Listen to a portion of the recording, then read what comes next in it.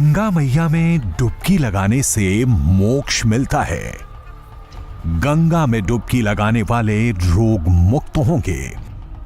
गंगा में डुबकी लगाने से 7 पीढ़ियों के पाप धुल जाएंगे। गंगा में डुबकी का विज्ञान संपूर्ण विश्व हैरान। ये बात हम नहीं कह रहे, ये बात पुराणों में भी लिखी है। स्कंद पुराण में लिखा है, गंगा गंगेति ये ब्रूयाद्र योजना नाम शतैरपि मच्यते सर्व पापेभ्यो विष्णु लोकम स गच्छति तीर्थराजाय नमः। अर्थात जो मनुष्य 100 योजन दूर से भी गंगा जी के नाम का स्मरण करता है, वो सभी पापों से मुक्त होकर विष्णु लोक में जाता है। तीर्थराज प्रयाग में महाकुंभ के समय गंगा में आस्था की डुबकी लगाने का ऐसा महत्व है।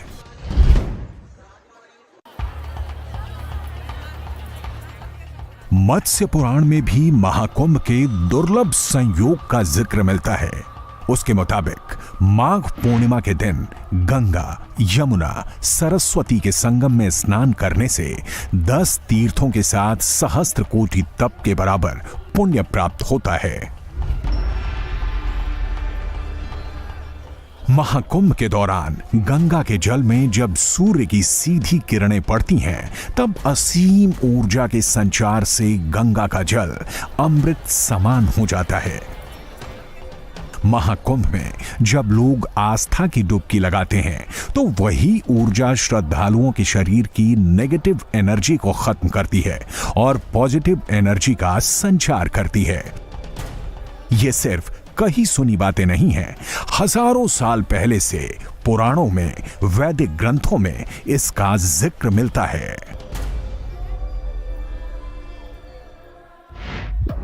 गंगाम वारी मनोहारी मुरारी चरण अच्युतम त्रिपुरारी शिर स्वचारी पापहारी पुनातुमाम।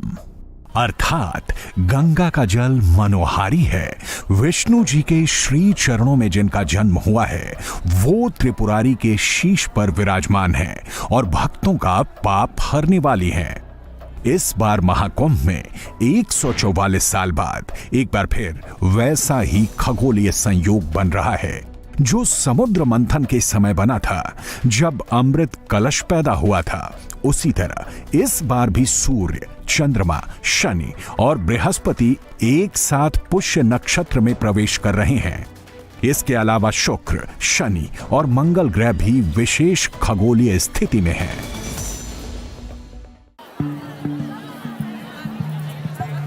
ऐसे खगोलीय संयोग पर तीर्थराज प्रयाग में आस्था की डुबकी लगाना तमाम वैक्सीन और दवाइयां लेने से ज्यादा कारगर माना जाता है।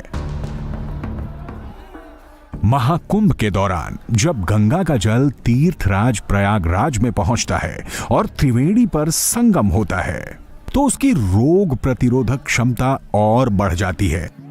इसके पीछे का एक वैज्ञानिक आधार भी है। बायोमैग्नेटिज्म के सिद्धांत के अनुसार मनुष्य के शरीर से एक चुंबकीय क्षेत्र पैदा होता है, जो गंगा स्नान करने से पवित्र जल और सूर्य चंद्रमा के स्रोतों से बने मैग्नेटिक क्षेत्र से कनेक्ट हो जाता है। शरीर की ऊर्जा को पॉजिटिव एनर्जी में बदल देता है।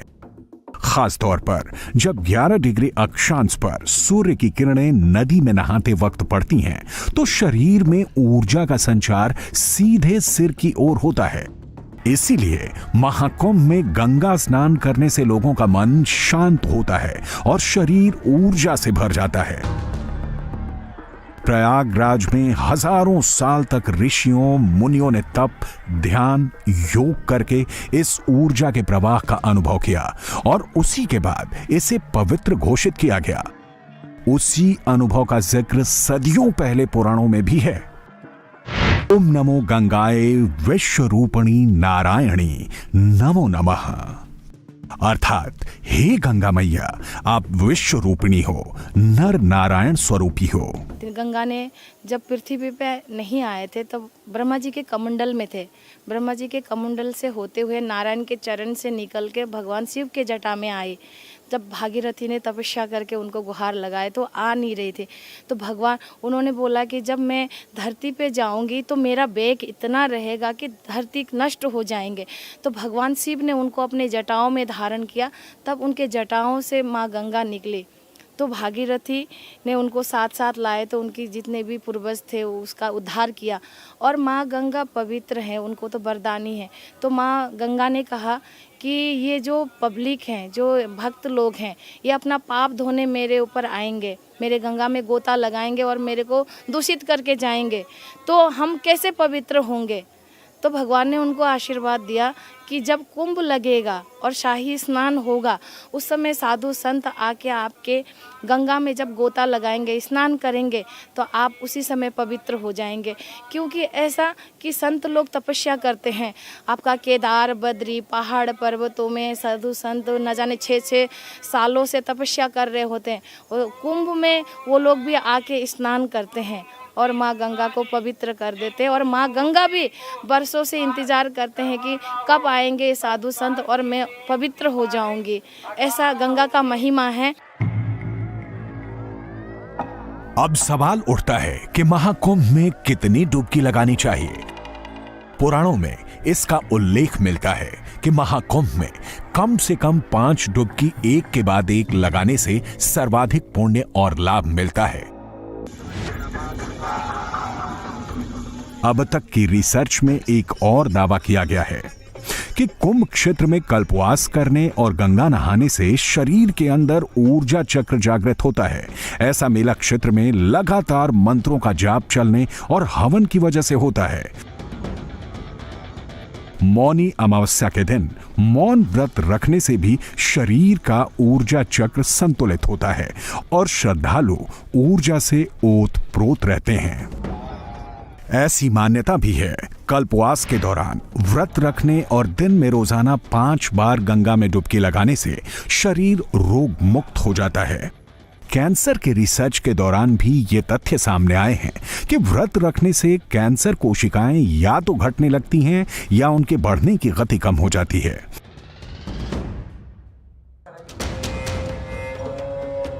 इस बार भारत सरकार का विज्ञान और प्रौद्योगिकी मंत्रालय 1080 कल्पवासियों पर महाकुंभ के असर का अध्ययन करेगा।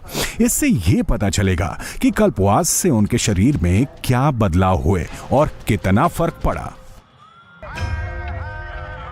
महाकुंभ में धार्मिक मान्यता है कि सभी देवी देवता प्रवासी के रूप में तीर्थराज प्रयागराज में निवास करते हैं। जिन लोगों पर शनि की 7.5 और शनि की ढैया चल रही है, उन्हें महाकुंभ में स्नान करने से फायदा होता है।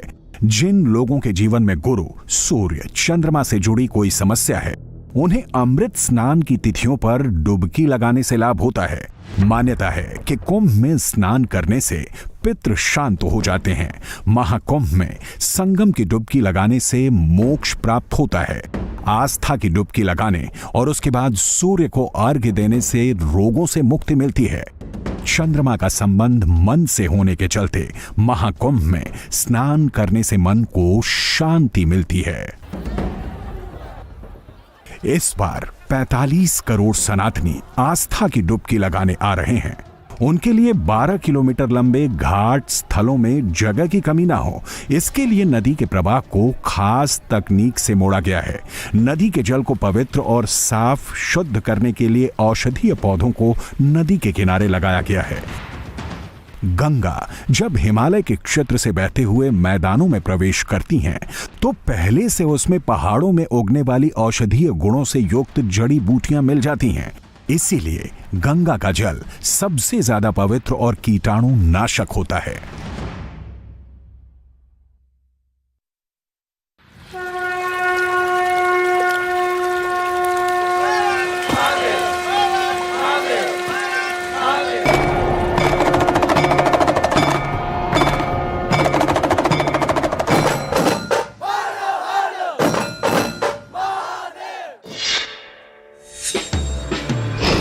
पहले अमृत स्नान में 3.5 करोड़ लोगों ने डुबकी लगाई।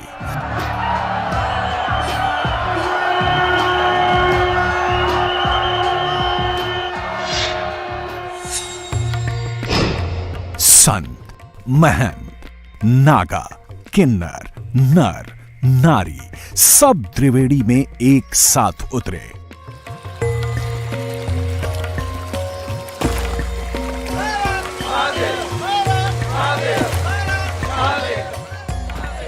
ये सब तब हुआ जब ग्रहों का अमृत योग बना और इसी को अमृत स्नान कहा जाता है।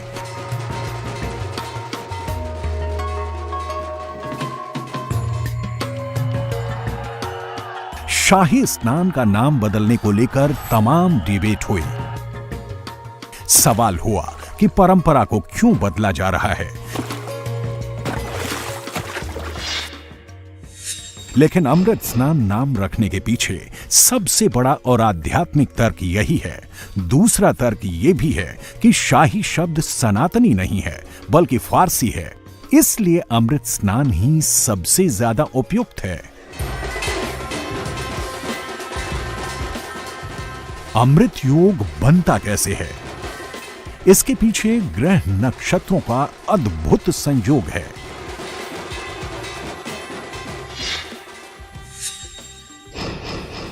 वृष राशि जब बृहस्पति में आती है और मकर राशि में सूर्य और चंद्र का प्रवेश होता है, तब ये महासंयोग बनता है।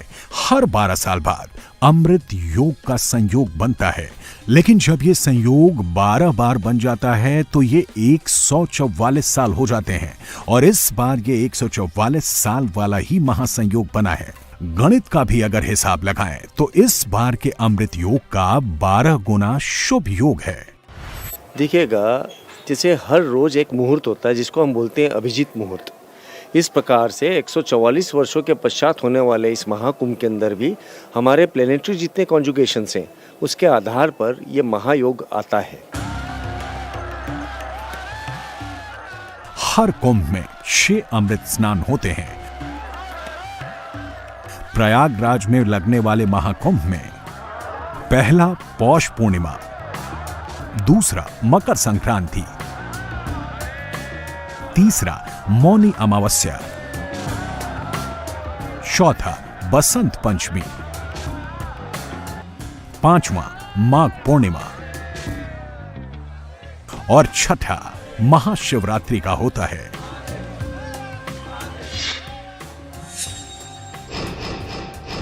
पौष पूर्णिमा 13 जनवरी को, मकर संक्रांति 14 जनवरी को, मौनी अमावस्या 29 जनवरी को, वसंत पंचमी 3 फरवरी को, माघी पूर्णिमा 12 फरवरी को है।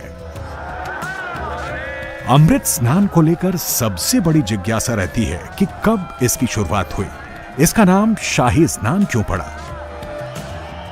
अमृत स्नान के बाद ही महाकुंभ की औपचारिक शुरुआत क्यों होती है? सबसे बड़ा कौतूहल का प्रश्न अखाड़ों और अमृत स्नान का कनेक्शन को लेकर है। अमृत स्नान से अखाड़ों को क्यों जोड़ा जाता है?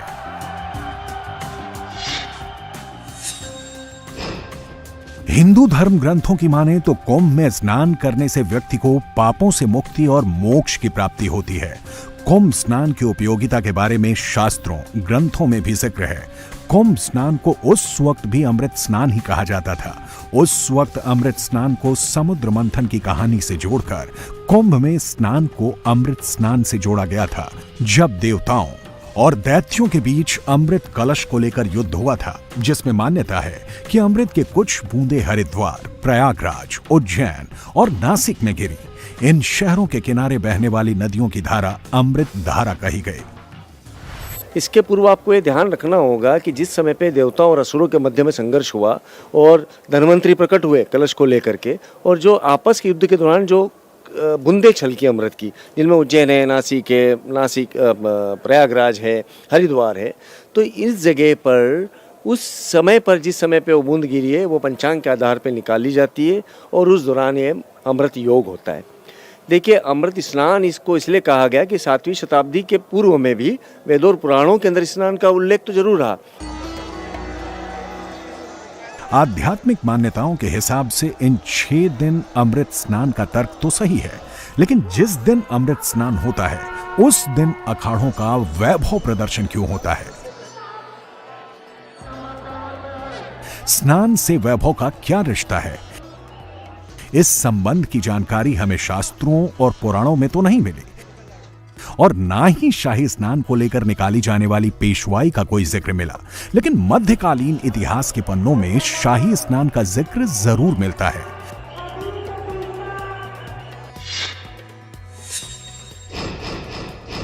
शाही स्नान की शुरुआत 14वीं से 16वीं सदी के बीच हुई थी। शाही शब्द मुगलों की देन है। भारत में जब इस्लाम आया, खास तौर पर मुगल काल में, भारतीय परंपराओं और भाषाओं पर मुगल संस्कृति का गहरा प्रभाव पड़ा। इस काल में फारसी और उर्दू भाषाओं का प्रचार हुआ, जिससे कई पारंपरिक शब्द बदल गए। शाही स्नान शब्द भी उसी काल चक्र की देन है। काल के आक्रांताओं ने हमारी परंपराओं को रोक दिया और कहीं ना कहीं उसके अंदर अपना हस्तक्षेप चालू करा।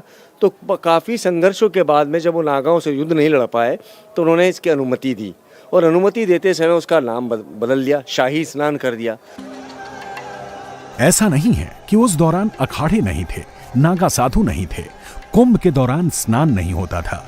लेकिन उस वक्त साधुओं का स्नान सामान्य स्नान होता था। इसमें राजसी ठाट बाट का प्रदर्शन नहीं होता था।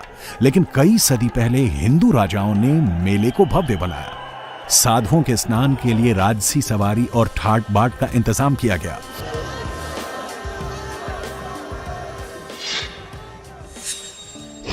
जिसके बाद मुगल शासन आया तो मुगलों ने ही अमृत स्नान के वक्त अखाड़ों की भव्यता को देखकर इसे शाही कहा, और शाही स्नान शब्द चलन में आया।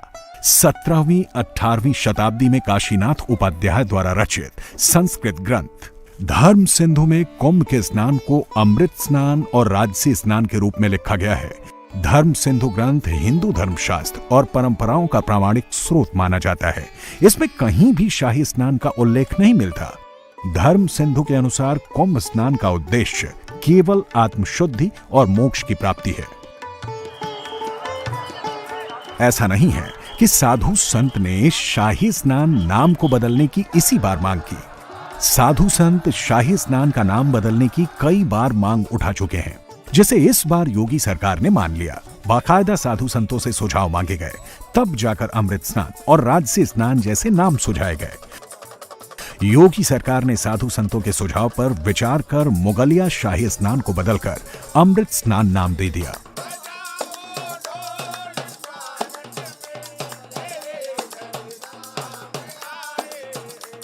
निरंतर रूप से हम इस बात का विरोध करते रहे कि जिन भी प्रतीकों से, जिन भी शब्दों से, जिन भी जेस्चर से हमें हमारे आक्रांताओं के आक्रमण का बोध होता हो या भान होता है, वो हमारे लिए शर्म का विषय है। तो हमने उसको हटाते हुए मांग करी अखाड़ा परिषद से और शासन से कि इसका नाम हम बदलें, दिव्य स्नान कर दें, अमृत स्नान कर दें। तिथियों में तिथि अमावस्या है तो हमने प्रस्तावना करी कि अमावस्या वाले स्नान को दिव्य स्नान कर दें, और पूर्णिमा के रोज चूँकि चंद्र और उसका संबंध प्रत्यक्ष अमृत के श्रावण से होता है, अमृत के पतन से होता है, गिरने से होता है, तो उसका नाम हम अमृत स्नान कर दें।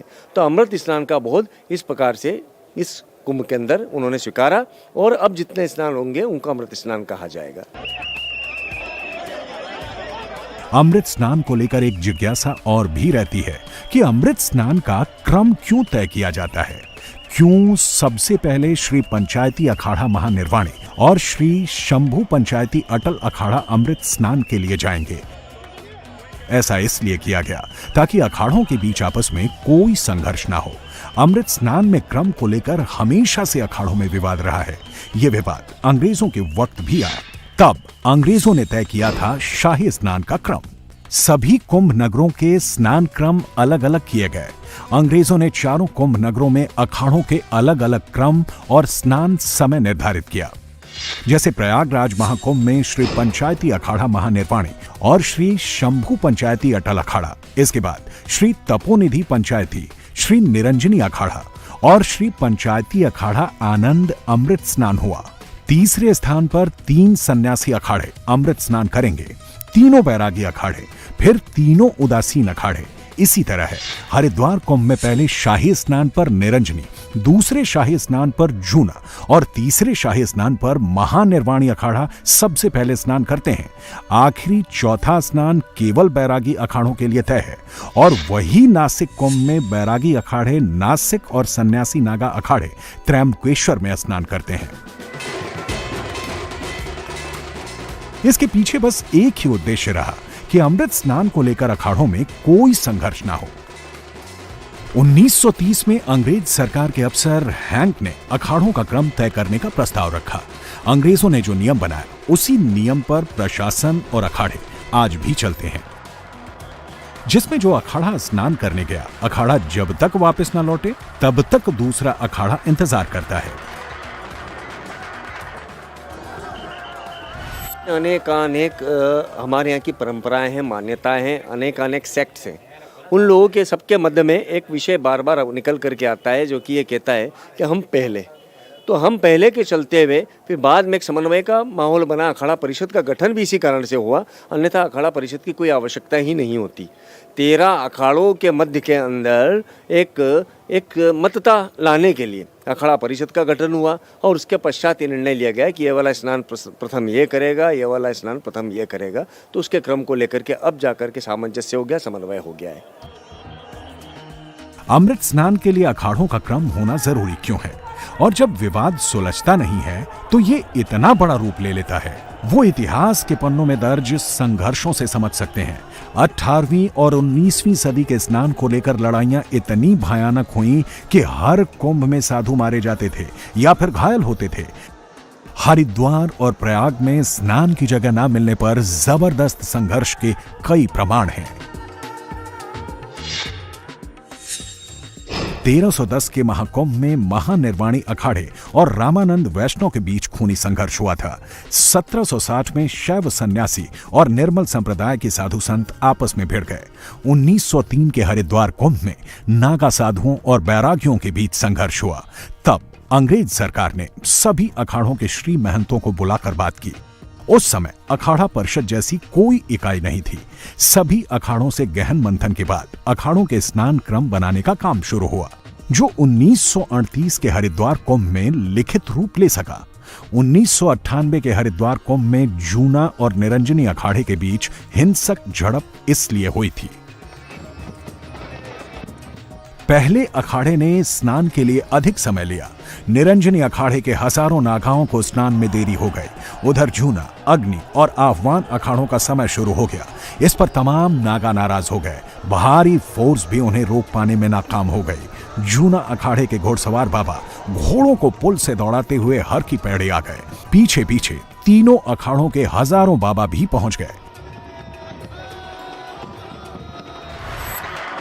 दरअसल अमृत स्नान के पीछे पुण्य प्राप्ति और मोक्ष की प्राप्ति पहला लक्ष्य है, लेकिन इसी बहाने अखाड़े अपनी ताकत और भव्यता का प्रदर्शन करते हैं, जिसमें ये सभी 13 अखाड़े महाकुंभ के दौरान अपना डेरा डालते हैं।